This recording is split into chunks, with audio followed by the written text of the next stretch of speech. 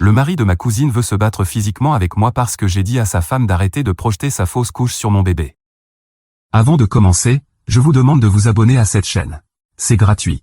Merci beaucoup. Ma cousine Caitlin a fait une fausse couche l'année dernière. Elle était enceinte d'environ 2 mois et demi, presque à la fin du premier trimestre. C'était sa première grossesse et, d'après ce que je sais, elle et son mari Jacques venaient juste de commencer à essayer d'avoir un bébé quand c'est arrivé. Elle l'a très mal vécu. Elle était dévastée. Elle m'a appelé en pleurant si fort que je comprenais à peine ce qu'elle disait.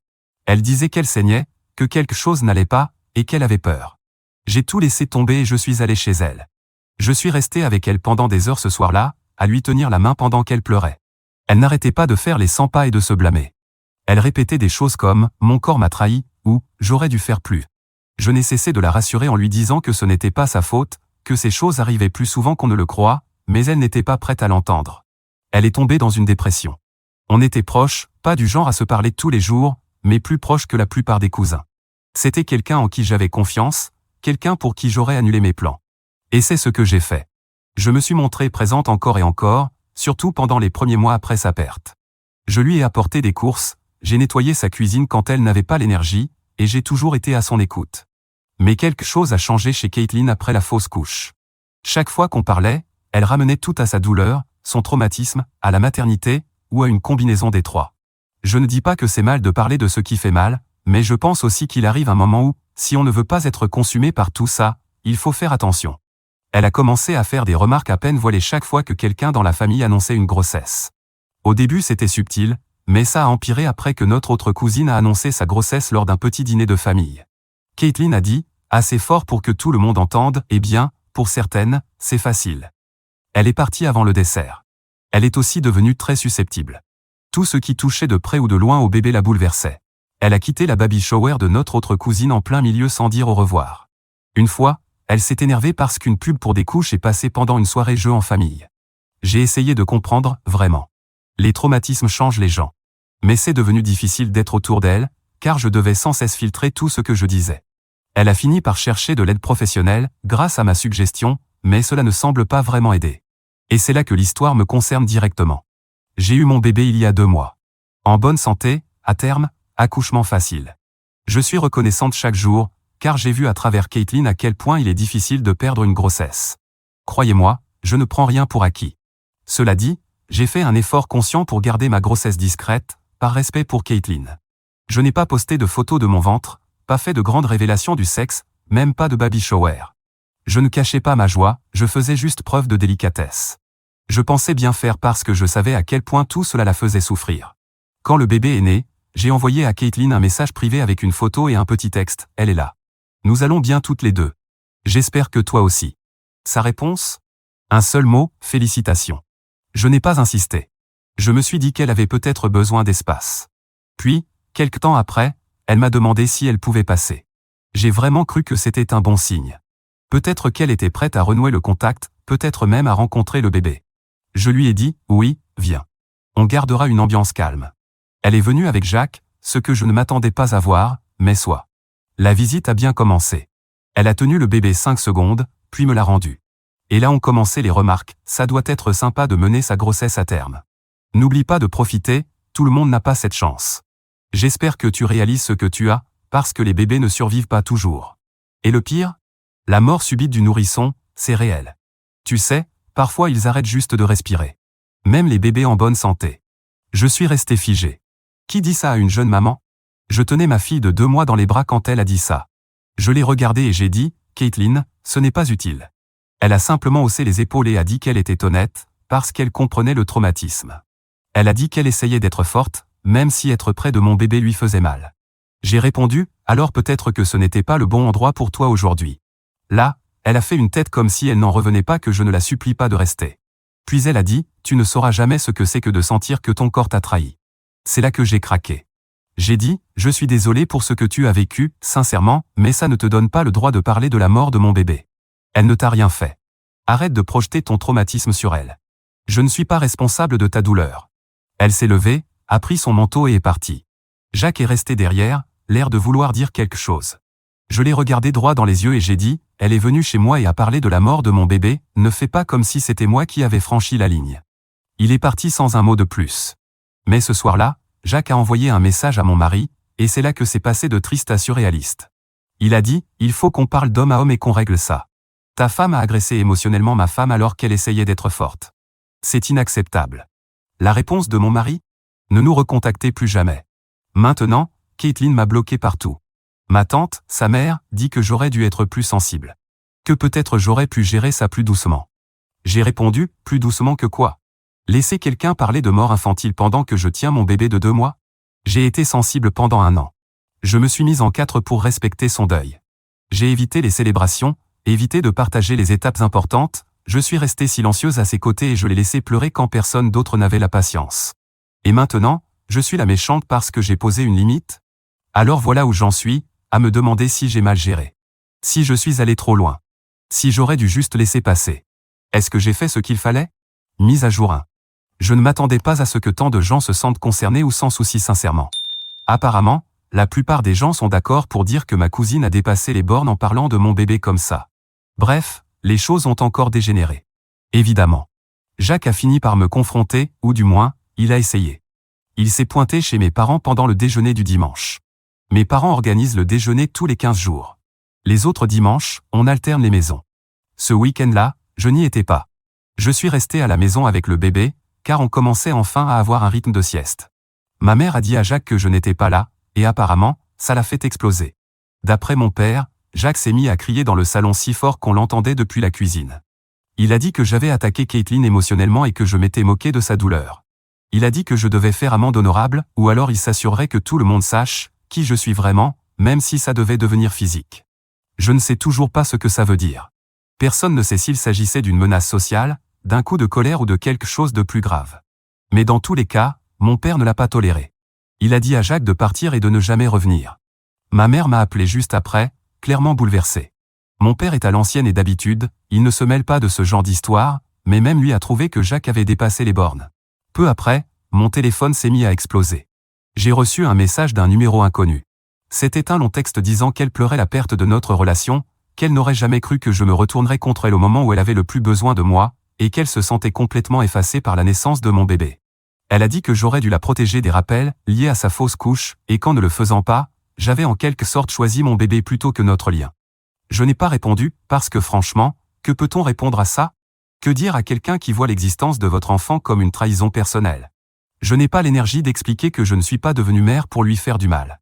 Et il faut le noter, Caitlin ne m'a jamais demandé comment j'allais. Ni après l'accouchement, ni pendant la convalescence. Même dans ce message, elle n'a pas demandé de mes nouvelles. Tout tournait autour de comment ma vie l'avait blessée.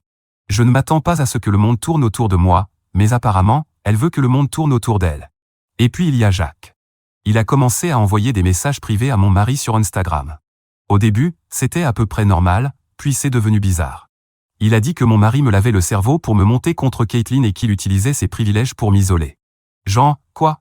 Mon mari a à peine parlé à Caitlin en dehors des réunions de famille. Il est toujours resté en retrait, sauf quand quelqu'un dépassait les limites. Il ne m'a jamais dit quoi dire ou quoi faire. Il n'est intervenu que lorsque Jacques a commencé à se comporter de façon inquiétante. Nous avons tous les deux bloqué Jacques et Caitlin maintenant. Et puis il y a la petite sœur de Caitlin, qui a toujours été la plus discrète. On n'a jamais été très proches, mais on s'entendait bien. Elle m'a envoyé un message privé le lendemain du jour où Jacques est allé chez mes parents. Elle a dit qu'elle ne voulait pas prendre parti, mais qu'elle sentait qu'elle devait me contacter parce que quelque chose n'allait pas. D'après elle, Caitlin n'est plus en thérapie depuis des mois. Elle a arrêté après que son dernier thérapeute lui a dit que guérir pourrait impliquer de ne plus se voir uniquement comme une victime. Apparemment, Caitlin a trouvé que ce commentaire invalidait sa douleur et elle a coupé les ponts. Depuis, elle fréquente uniquement des forums de deuil en ligne. Sa sœur a dit que certains de ces espaces peuvent aider, mais que d'autres ne sont que des chambres d'écho. Et Caitlin ne participe qu'aux espaces qui confirment tout ce qu'elle croit déjà. En gros, elle est complètement dedans. Sa sœur a aussi dit que ce n'est pas la première fois que Jacques tente de confronter quelqu'un physiquement pour défendre Caitlin. Elle a raconté que l'année dernière, Jacques s'en était pris à leur voisin à cause d'un commentaire anodin sur la grossesse. Apparemment, Jacques a explosé et on a dû l'éloigner. Elle a aussi dit que Jacques avait déjà confronté une infirmière lors d'un rendez-vous gynécologique de Caitlin, parce qu'elle avait été trop froide, en lui disant qu'elle pourrait réessayer après son prochain cycle. La sœur a dit qu'elle n'excusait pas Jacques, mais qu'elle pensait qu'il se nourrissait de la douleur de Caitlin parce que ça lui donnait un but. Ça fait sens. Je pense que Caitlin s'attendait à ce que je n'ai pas d'enfant avant elle, ou que je le cache complètement si j'en avais un. Et comme je n'ai fait ni l'un ni l'autre, c'était fini pour elle. Je déteste que ça en soit arrivé là, mais je ne me sens plus coupable. J'en ai juste assez d'être la seule à devoir m'adapter, à devoir me censurer pour ne pas blesser les autres. Je reviendrai si les choses empirent. Mais pour l'instant, je me concentre sur ma fille, mon mari, et les gens qui veulent vraiment faire partie de notre vie sans en faire une guerre. Mise à jour 2. La sœur de Caitlin m'a appelé tard hier soir. Pour ceux qui n'ont pas lu le dernier message, c'est la petite sœur de Caitlin. On n'est plus en contact depuis que tout ça a commencé à s'effondrer. Elle a dit qu'elle ne voulait plus garder de secret, surtout avec la situation qui devient aussi grave. Selon elle, la fausse couche de Caitlin ne s'est pas déroulée comme la famille le croit. Elle m'a dit que Caitlin n'avait jamais atteint la fin du premier trimestre, comme elle l'affirme. En réalité, Caitlin n'a même jamais eu de battement de cœur confirmé. Elle a fait un test de grossesse à la maison, a eu un résultat positif, a pris rendez-vous chez le médecin, mais elle a fait une fausse couche avant d'y aller. Tout s'est passé en une semaine. Pas d'échographie, pas de visite médicale, aucune confirmation réelle d'une grossesse viable. En gros, il s'agissait très probablement d'une grossesse chimique. Ça arrive souvent, et c'est douloureux. Mais selon sa sœur, Caitlin a raconté à tout le monde, y compris à Jacques, qu'elle avait perdu une petite fille. Elle a choisi un prénom, elle a dit qu'elle avait vu le cœur battre, qu'elle avait déjà acheté des vêtements. Rien de tout cela n'était vrai. Encore une fois, je ne suis pas là pour minimiser une perte. Je sais que les grossesses chimiques font mal elles aussi, mais depuis plus d'1 an, Caitlin utilise tout le langage d'une mère en deuil. Ce n'était pas juste de la tristesse, c'est devenu toute son identité. Sa sœur a dit que Jacques y a cru à 100%. Il était là depuis le début et a accepté sans question la version que Caitlin lui donnait. De l'extérieur, ça ressemblait sûrement à du soutien, mais maintenant je pense qu'il l'a surtout encouragé, peut-être qu'ils ont même formé un lien basé sur le traumatisme, ce qui, évidemment, n'est pas sain. Elle m'a aussi raconté que Caitlin avait fait une crise il y a quelques mois quand une autre de nos cousines est tombée enceinte. Apparemment, elle s'est mise à hurler que ce n'était pas juste et elle a dit à sa sœur qu'elle ne pardonnerait jamais à l'univers si j'avais un bébé avant elle. Elle a dit que je ne le méritais pas et que les choses marchaient toujours pour les gens comme moi. Il paraît que c'était des mois avant même que j'annonce ma grossesse à qui que ce soit. J'ai aussi parlé à sa mère, ma tante, après l'appel de sa sœur. Je voulais juste comprendre ce qui se passait de son point de vue. Et pour être honnête, je m'attendais à une nouvelle tentative de culpabilisation, du genre « tu devrais faire un pas vers elle, tu devrais t'excuser », ou quelque chose dans ce style, mais ce n'est pas ce qui s'est passé. Elle m'a dit, et je cite de mémoire, que le comportement de Caitlin n'était plus tenable, que Jacques n'aidait pas du tout, et qu'elle avait l'impression de perdre sa fille au profit de quelque chose qu'elle ne pouvait plus contrôler. Ma tante m'a demandé si j'envisagerais de voir Caitlin en personne, pas pour se réconcilier, mais pour lui donner une forme de clôture. Elle a dit que peut-être me voir l'aiderait à avancer. Je lui ai dit non, parce que je ne pense pas que Caitlin soit en état de gérer ça de manière saine ou constructive. J'ai aussi dit que je n'allais pas m'asseoir en face de quelqu'un qui m'a dit que mon bébé pourrait mourir dans son sommeil. Ce n'est pas juste du chagrin, ça dépasse une limite. Elle m'a dit qu'elle comprenait et qu'elle allait essayer de lui trouver une vraie aide. J'espère que c'est vrai. Jacques, lui, est toujours silencieux. Et la dernière fois qu'il s'est tu, il s'est pointé chez mes parents sans prévenir. Je ne pense pas qu'il soit incapable de recommencer. Je suis juste soulagé que la sœur de Caitlin ait été honnête. Ce ne doit pas être facile de s'opposer à sa propre sœur, mais elle m'a dit qu'elle ne voulait pas que tout cela se termine avec quelqu'un blessé. Et franchement, moi non plus. J'espère ne plus jamais avoir à faire de mise à jour. Mise à jour 3. Eh bien, oui, Jacques a essayé de venir chez moi. On a une caméra Ring, et c'est comme ça que je l'ai su. Il n'a même pas frappé, il s'est juste tenu là, les mains dans les poches de son sweat à capuche, en regardant autour de lui comme s'il hésitait sur ce qu'il allait faire. Puis il est reparti. Ça m'a donné des frissons, et je ne suis pas du genre à avoir facilement peur. Mon mari a fait un signalement non urgent à la police et a demandé ce qu'on pouvait faire pour consigner ça officiellement. Ils nous ont permis de déposer un rapport et nous ont dit de les appeler immédiatement s'ils revenaient. Pour l'instant, ça nous suffit, mais on ne va pas attendre de voir jusqu'où ça ira. On a envoyé la vidéo à la sœur de Caitlin. Elle a été tout aussi choquée que nous et a promis que Caitlin n'était pas au courant de ce que Jacques avait fait. Je la crois. Elle a été honnête avec moi depuis que tout a commencé à s'effondrer. Et je pense qu'elle a peur, elle aussi. Elle m'a dit que Caitlin avait un comportement étrange ces derniers temps, ce qui en dit long, vu tout ce qui s'est déjà passé. Apparemment, elle a dit des choses comme « mon bébé lui était destiné ». Elle a aussi dit « c'est la mauvaise personne qui a accouché ». On a commencé à tout verrouiller. Profil sur les réseaux sociaux, photos du bébé, même notre application de moniteur pour bébé est maintenant protégée par mot de passe. Le patron de mon mari est avocat et a proposé de nous mettre en contact avec quelqu'un au cas où on devrait prendre des mesures juridiques. On envisage une ordonnance restrictive si Jacques revient, même une seule fois. Ce qui est encore plus troublant, c'est à quel point ma cousine me semble étrangère maintenant. J'ai connu Caitlin presque toute ma vie. On faisait des soirées pyjama, on avait des blagues entre nous, on partait ensemble en vacances familiales. Quand elle m'a dit qu'elle essayait d'avoir un bébé, je me souviens l'avoir prise dans mes bras en pensant, ça y est, on va devenir maman ensemble. Je croyais que ça nous rapprocherait. Maintenant, je ferme les portes à double tour parce que je ne fais pas confiance à son mari, et parce que je ne sais plus ce qui est réel pour elle. Et Jacques, je ne sais même plus quoi dire de lui maintenant. Sa sœur m'a dit que c'était la 3e fois qu'il se rendait quelque part sans y être invité après que quelqu'un ait contrarié Caitlin, pas seulement l'histoire du voisin que j'ai déjà mentionné. Apparemment, il s'est aussi rendu sur le lieu de travail de son propre cousin après que celui-ci ait plaisanté en disant que Jacques et Caitlin étaient obsédés par les bébés. Il a attendu dehors pendant presque 45 minutes jusqu'à ce que quelqu'un appelle la sécurité. Je ne savais rien de tout ça avant cette semaine. Donc non, je ne pense pas que Jacques ait juste fait une erreur en venant chez moi. Je pense qu'il est dangereux. Et le fait qu'il n'ait pas frappé rend ça encore plus inquiétant. J'ai tout raconté à ma mère, je lui ai montré la vidéo, lu les messages de la sœur de Caitlin. Elle est restée silencieuse. Puis elle a dit, là, on a dépassé le stade du drame familial. Elle a raison. On en a parlé à ma tante, la mère de Caitlin. Elle a dit, j'ai essayé de lui dire de se faire aider, mais elle ne veut rien entendre. Mise à jour 4. Je ne comptais pas republier, mais certaines personnes m'ont demandé ce qui s'était passé au final. Les choses se sont enfin calmées, ou du moins, je l'espère. Caitlin est actuellement dans un établissement psychiatrique. D'après sa sœur, elle a fait une crise publique au travail. Elle a crié sur une collègue enceinte, a lancé un objet à travers la pièce et a dû être escortée par la sécurité.